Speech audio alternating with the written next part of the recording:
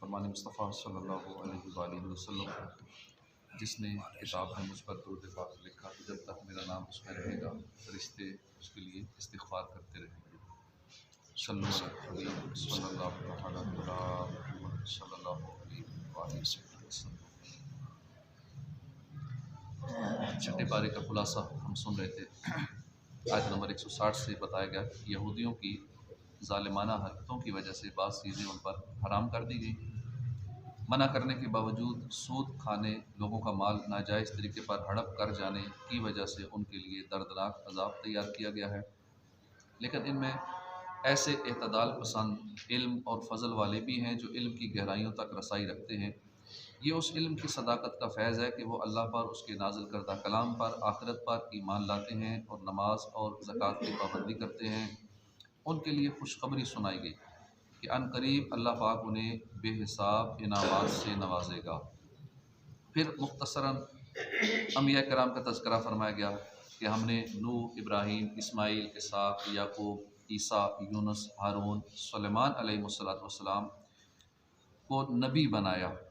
اور یوں پیارے آقا صلی اللہ علیہ وآلہ وسلم کو یہ بیان کیا گیا کہ اے پیارے حبیب صلی اللہ علیہ وسلم، انہی انبیاء کرام کی طرح آپ کو بھی نبی برحق بنایا گیا۔ یعنی حضور صلی اللہ علیہ وسلم تو پہلے سے ہی نبی ہیں۔ بیان کرنے کا مقصد لوگوں پر ظاہر کرنا اور نبی پاک کی شان و عظمت کو بیان کرنا ہے،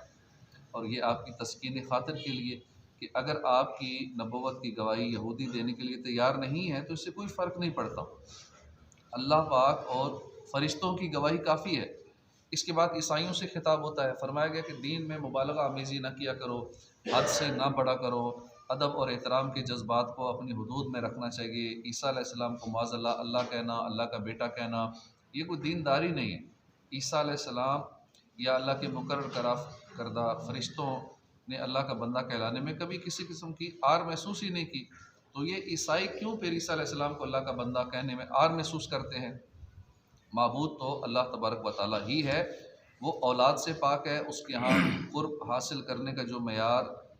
ہے وہ نیک اعمال ہے۔ جو ایمان اور اعمال صالح کرے گا اسے پورا اجر و ثواب دیا جائے گا۔ اس کے بعد آیت نمبر 174 سے ایک بار پھر انسانوں کو دعوت دی گئی کہ تمہارے پاس قرآن حکیم کی صورت میں حق کی دلیل اور ہدایت کی واضح روشنی آ چکی ہے۔ اب جو لوگ اللہ پر ایمان لائیں اور قرآن حکیم سے ایک لو لگا لیں تو اللہ انہیں اپنی رحمت میں داخل فرمائے گا اور اپنے فضل سے مالا مال کر دے گا، اور اپنی طرف سیدھے راہ کی طرف ہدایت دے گا۔ اور قرآن سے لو لگانے سے مراد صرف زبانی اقرار نہیں بلکہ دل سے یقین رکھنا کہ یہ اللہ کا کلام ہے، اس کی باقاعدہ تلاوت کرنا، اسے سمجھنا،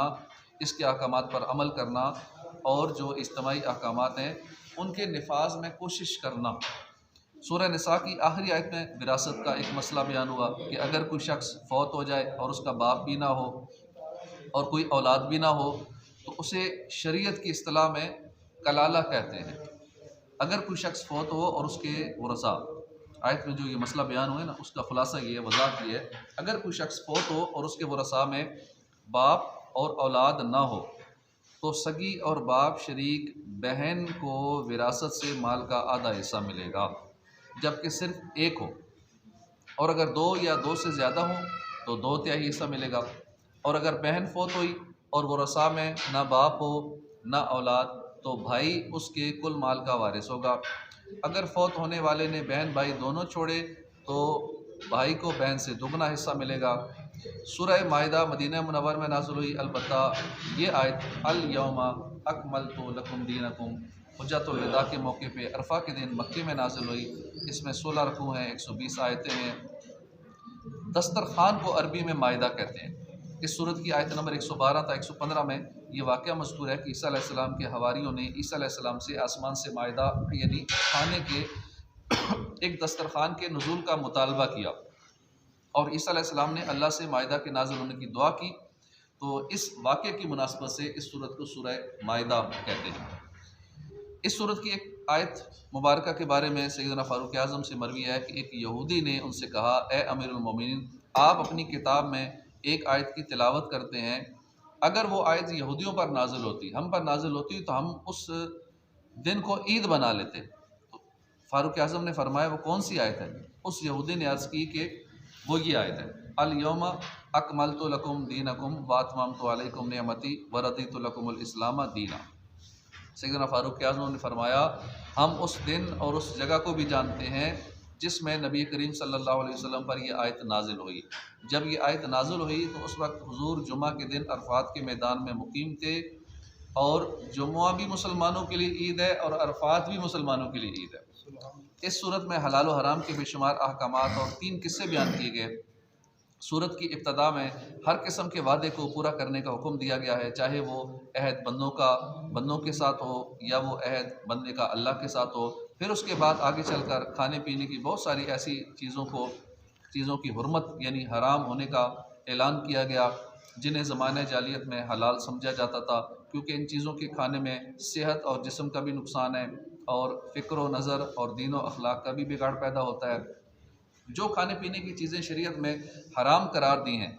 اس میں ایک بڑی حکمت یہ بھی ہے کہ ان چیزوں کے اثرات انسانی جسم پر منفی طور پر ثابت ہوتے ہیں، جیسے کہ خنزیر ہے۔ اس کے حرام ہونے کی ایک وجہ یہ بھی علماء نے بیان کی ہے کہ جو خنزیر ہے یہ بے حیا جانور ہے، اگر معاذ اللہ اس کو کوئی کھائے گا تو انسان کے اندر بھی بے حیائی پیدا ہو جائے گی، جیسے کہ مغرب ممالک میں ہے، کتنے بے حیا لوگ غیر مسلم کیونکہ سور کھاتے ہیں، تو سور کھانے والے کے اندر بھی وہی چیزیں پیدا ہو جاتی ہیں۔ کھانے پینے کے معاملے میں بہت سی چیزیں ہیں کہ جس کے اندر ایک واضح پہلو یہ ہے کہ اس کا اثر بدن انسانی پر، انسان کے اخلاق پر بھی ہوتا ہے، انسان کے اطوار پر، اس کے نظر و فکر پر ہوتا ہے۔ اس لیے بہت ساری چیزوں کو حرام قرار دینے میں ایک وجہ یہ بھی ہے کہ فلاں جانور نہ کھاؤ حرام ہے، یہ چیز نہ کھاؤ حرام ہے۔ بہرحال یہاں پر مثلا مردار، بہنے والا خون، خنزیر کا گوشت اور وہ جانور جسے غیر اللہ کے نام پر ذبح کیا گیا ہو، یہاں لوگ غلط فہمی کا شکار ہو جاتے ہیں۔ غیر اللہ کے نام پر مطلب کہ کفار بتوں کا نام لے کے ذبح کرتے تھے، تو اب مسلمان بتوں کا نام نہیں لیتے، نہ کسی اللہ کے ولی کا بندے کا نام لے کے ذبح کرتے ہیں، ذبح کرتے ہیں اللہ کا نام لے کے، بسم اللہ اللہ اکبر کہہ کے ذبح کرتے ہیں۔ پھر اس کہتے ہیں کہ یہ غوث پاک کی اصالِ ثواب کے لیے، یہ خواجہ صاحب کے اصالِ ثواب کے لیے، یہ خواجہ صاحب کے عرس پہ، یہ 11ویں کے لیے، یہ 12ویں کے لیے، وہ اس طرح منسوب کیا جاتا ہے، نہ کہ جو چیز یہاں بیان ہوئی ہے کہ وہ بتوں کا نام لے کر اس کو ذبح کرتے تھے تو وہ حرام ہے۔ لیکن اس چیز کو یہاں ایڈجسٹ کر کے مسلمانوں پہ فتوے لگاتے ہیں کہ 11ویں حرام ہے کیونکہ غیر اللہ کا نام لیا گیا۔ ابھی غیر اللہ کا کوئی بندہ بھی غوث پاک کا نام لے کے جانور ذبح نہیں کرتا، جتنے لوگ بھی ذبح کرتے ہیں وہ اللہ کا نام لے کے ذبح کرتے ہیں، تو اللہ کا نام لیا تو وہ جانور حلال ہوا، حرام نہ ہوا۔ اپنی طرف سے اس کو حرام قرار دینا یہ درست نہیں ہے۔ تو گلا گھونٹ کر مارا ہوا جانور، وہ جانور جو لاٹھی، پتھر، ڈیلے، گولی، چھرے یعنی بغیر دار چیز سے مارا گیا ہو، جو گر کر مرا ہو خواہ پہاڑ سے یا کنویں وغیرہ میں، وہ جانور جسے دوسرے جانوروں نے سینگ مارا ہو اور وہ اس کے صدمے سے مر گیا ہو۔ البتہ استرار کی صورت میں اجازت ہوتی ہے۔ استرار سے مراد یہ ہے کہ اس کے پاس کوئی حلال چیز موجود نہیں ہے، اب جان بچانے کے لیے اگر وہ حرام کھاتا ہے تو اس کو اجازت ہے۔ اس حالت میں وہ کچھ نہیں کھائے گا تو مر جائے گا، تو اس حالت میں حرام کے علاوہ اور کوئی چیز بھی نہیں ہے، تو ایسے موقع پہ حرام جانور کھانے کی اجازت ہے کہ وہ ضرورتاً کھا لے، بلکہ اس پر لازم قرار دیا گیا کہ کھا لے، کہ اپنی جان بچائے، جان کی حفاظت کرے۔ لیکن یہ اس موقع پر ہے کہ جب کچھ بھی نہ ہو اور اتنا کھانے کی اجازت ہے کہ جس سے ضرورت پوری ہو جائے، یہ نہیں ڈٹ کے کھائے، بس جس سے زندہ رہ سکے، ضرورت پوری ہو جائے، بس اتنا کھا لے۔ حجت الوداع کے موقع پر دین اسلام کے مکمل اور اللہ کے پسندیدہ نظام حیات ہونے کا اعلان کیا کہ اسلام اللہ کا پسندیدہ دین ہے اور یہ ایک نظام حیات ہے۔ پرندوں، چوپایوں، درندوں کی مدد سے شکار کے جو اصول اور ضوابط ہیں اس کو بیان کیا گیا۔ اہل کتاب کا ذبح کیا ہوا جانور بھی مسلمانوں کے لیے حلال ہے، خواہ یہودی ذبح کرے یا عیسائی، یوں ہی مرد ذبح کرے یا عورت یا سمجھدار بچہ۔ لیکن یہ یاد رکھنا نہایت ضروری ہے کہ ان اہل کتاب کا ذبیحہ حلال ہے جو واقعی اہل کتاب ہوں۔ آج کل کے دور میں جو عیسائی ہیں ان میں بہت بڑی تعداد ہے وہ دیری ہیں، خدا کے منکر ہو چکے ہیں، لہٰذا نہ ان کا ذبیحہ حلال ہے اور نہ ان کی وہ عورتیں حلال ہیں جو کہا گیا ہے کہ ان کی عورتوں سے نکاح کر سکتے ہو اہل کتاب سے، آج کل نہیں کر سکتے۔ کئی لوگ اسی بات کو دلیل بنا کے کہ قرآن میں لکھا ہوا ہے کہ عیسائی اور لڑکیوں سے شادی کر لو، وہ کر لیتے ہیں، لیکن آج کل کے عیسائیوں سے نہیں ہو سکتی نہ شادی نہ ان کا ذبیحہ۔ یہاں بھی چونکہ جگہ جگہ یہ لوگ رہتی ہیں کچھ جگہ تو مخصوص ان کی جگہ ہوتی ہیں عیسائیوں کی یا مخصوص جو غیر مسلم ہیں، لیکن کچھ جگہوں پہ یہ مکس رہتے ہیں، یہاں بھی رہتے ہیں، اور یہی پتہ چلا کہ گھروں میں گوشت جاتا ہے اور مسلمان کھاتے ہیں، ان کے گھر سے گوشت آیا ہے۔ یہاں محلے میں بھی کچھ رہتے ہیں عیسائی، کئیوں کو پتہ ہوگا، کئیوں کو شاید نہیں پتہ، تو وہ دوسرے گھروں میں کھانا بیچتے ہیں، اس میں گوشت بھی بیچتے ہیں، چکن بریانی بھی بیچتے ہیں اور بھی بیچتے ہیں، اور لوگ ڈٹ کے کھاتے ہیں۔ یہ مسئلہ پتہ ہی نہیں کسی کو، اور مسئلہ سننے والی یہاں موجود نہیں ہے، آپ لوگ سن رہے ہیں، جنہوں نے سننا ہے یا جو کھا رہے ہیں وہ ہے ہی نہیں ادھر، تو یہ مسئلے نہیں سیکھتے اور ان کے ذہن میں تصور میں بھی نہیں جاتا کہ یوں بھی ہوتا ہے، تو وہ حرام کھا رہے ہیں۔ اب جب حرام کھائیں گے اس کے پھر اثرات جسم پر ہوں گے، تو یہ چیزیں بتانی چاہیے، خاص کر خواتین کو بتانی چاہیے، کیونکہ جب بھی کہیں سے کھانا آئے گا تو خواتین ہی ریسیو کرتی ہیں کہ فلاں گھر سے آیا ہے، تو دیکھ لیا کریں کہ وہ گھر مسلمانوں کا ہے یا غیر مسلموں کا ہے یا عیسائیوں کا ہے۔ ہاں باقی چیزیں ان کی کراہت ہے، لیکن کھا سکتے ہیں، شرعاً منع نہیں ہے، لیکن گوشت یا ذبیحہ یہ نہیں کھا سکتے۔ اس طرح دوسرے ملکوں میں جاتے ہیں تو وہاں بھی اس کی احتیاط کرنی چاہیے، یہاں تک کہ سعودیہ میں بھی بعض کا سنا ہے کہ برازیل سے اور نہ جانے کہاں کہاں سے گوشت آتا ہے، تو وہاں بھی یا کہیں بھی جائیں تو گوشت سے بچیں، کوئی پتہ نہیں کس کس کے ہاتھ سے آیا ہو، غیر مسلم کے ایک لمحے کے لیے اگر گوشت غیر مسلم کے ہاتھ میں آ گیا تو وہ حرام ہو جاتا ہے۔ مثلا مسلمان نے ذبح کیا، مسلمان نے پکایا، یہاں تک تو ٹھیک ہے، لانے والا غیر مسلم تھا، حرام ہو گیا۔ ایک سیکنڈ کے لیے غیر مسلم کے قبضے میں چلا گیا، وہ حرام ہو گیا۔ لانے والا ویٹر غیر مسلم ہے، پکا مسلمانوں کے ہوٹل میں پکانے والا مسلمان، سارا کچھ کرنے والے مسلمان، بس جو ویٹر لا رہا تھا نا آپ کے ٹیبل تک، لاتے لاتے ہاں آپ کی نظروں کے سامنے ہے پھر تو حلال ہے، نظروں سے آتے آتے پلر کے پیچھے سے گزرا، اب ایک لمحے کے لیے نا نظروں سے اوجھل ہو گیا، اب وہ حرام ہو گیا، یعنی وہ اب گوشت مسلمان نہیں کھا سکتا۔ یہ مسائل ہمیں یہاں بھی درپیش ہوتے ہیں، دوسرے ملکوں میں جائیں تو وہاں کے لیے بھی یہ مسائل ہمیں پہلے سیکھ لینے چاہیے۔ اہل کتاب کی عورتوں سے نکاح حلال ہے، لیکن اس میں بھی یہ شرط ہے کہ وہ اہل کتاب ہوں، دیریہ نہ ہوں، جیسے آج کل کے بہت سارے عیسائی بھی دیری ہیں، جس طرح مسلمانوں کے اندر بہت سارے دیری ہوتے جا رہے ہیں، اسی طرح عیسائیوں میں بھی دیگر مذاہب میں بھی دیری ہیں، یعنی کوئی مذہب نہیں، کوئی نہیں، بس سارا ایسے ہی چل رہا ہے، کوئی مذہب، سارے مذہب ایسے ہی ہیں۔ یہ اجازت بھی دارالاسلام میں رہنے والے ذمیہ اہل کتاب عورت کے ساتھ ہے۔ موجودہ زمانے میں جو اہل کتاب ہیں یہ حربی ہیں، اور حربیہ اہل کتاب کے ساتھ نکاح کرنا مکروہ تحریمی ہے۔ ایک اور عام مسئلہ یہ ہے کہ یہ اجازت صرف مسلمان مردوں کا ہے، مسلمان عورت کا کتابی مرد سے قطعی نکاح حرام ہے۔ پھر طہارت حاصل کرنے کے لیے وضو اور تیمم کا طریقہ بھی اللہ تبارک و تعالیٰ کی نعمتوں پر شکر ادا کرنے کی تلقین کی گئی ہے۔ حدیبیہ کے موقع پر کافروں نے حملہ آور ہونے کا پروگرام بنایا، لیکن اللہ تعالیٰ نے ان کو مرعوب کر دیا اور وہ حملہ نہ کر سکے۔ اس انعام خداوندی کا شکر ادا کرنے اور توکل کا اہتمام کرنے کی بندوں کو تلقین کی گئی۔ پھر اللہ تبارک و تعالیٰ نے موسیٰ علیہ السلام کا تذکرہ فرمایا کہ انہوں نے اپنی قوم کو جہاد کے لیے تیار کرتے ہوئے فرمایا کہ اللہ تعالیٰ نے تمہیں ایک منصب عطا فرمایا ہے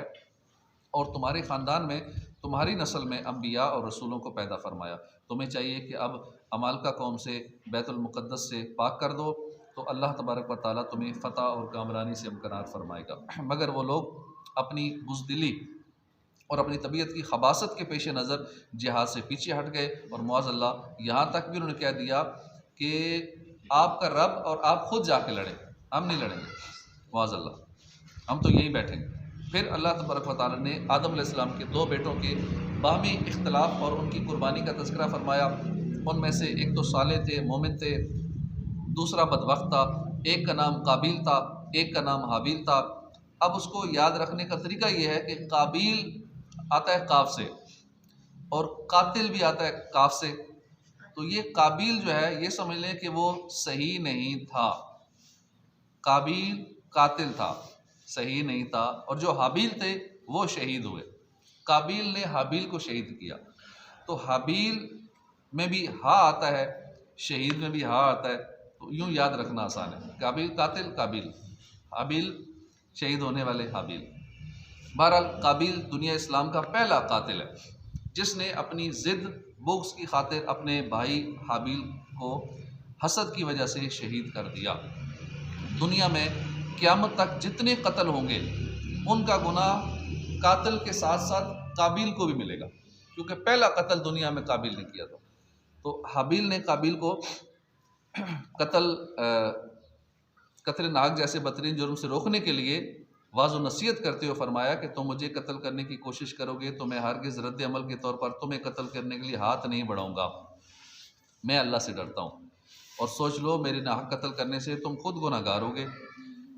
قابیل پر کوئی اثر نہیں ہوا اس نصیحت کا، اس نے حابیل کو شہید کر کے خسارے کا سودا مول لے لیا۔ اللہ تبارک و تعالیٰ نے کوے کے ذریعے سکھایا کہ کیسے زمین کو کھود کر بھائی کی لاش اس میں دفن کرنی ہے، جسے دیکھ کر قابیل کو بڑی ندامت ہوئی کہ ہائے افسوس، میں تو اس کوے جیسا بھی نہ ہو سکا۔ آگے اہل ایمان کو تقوی پر کاربند رہنے، اللہ کا قرب حاصل کرنے، نیک اعمال کو وسیلہ بنانے، جہاد فی سبیل اللہ میں مصروف ہو کر فلاح و کامرانی حاصل کرنے کی دعوت دی ہے۔ پھر آیت نمبر 45 میں ایک قانون بیان کیا گیا ہے کہ جان کے بدلے جان، آنکھ کے بدلے آنکھ، کان کے بدلے کان، دانت کے بدلے دانت ہوگا، لیکن اگر کوئی فریق درگزر کر دے اور معافی کا فیصلہ کرتا ہے تو اللہ تبارک و تعالیٰ اس کے لیے گناہوں کی معافی کا وعدہ فرما رہا ہے۔ اس کے بعد مسلمانوں کو یہود و نصارہ کے ساتھ قلبی دوستی لگانے سے منع کیا گیا، کیونکہ وہ امت مسلمہ کے سخت ترین دشمن ہیں۔ قرآن کی صداقت کا معجزہ ہم اپنی آنکھوں سے بھی دیکھ سکتے ہیں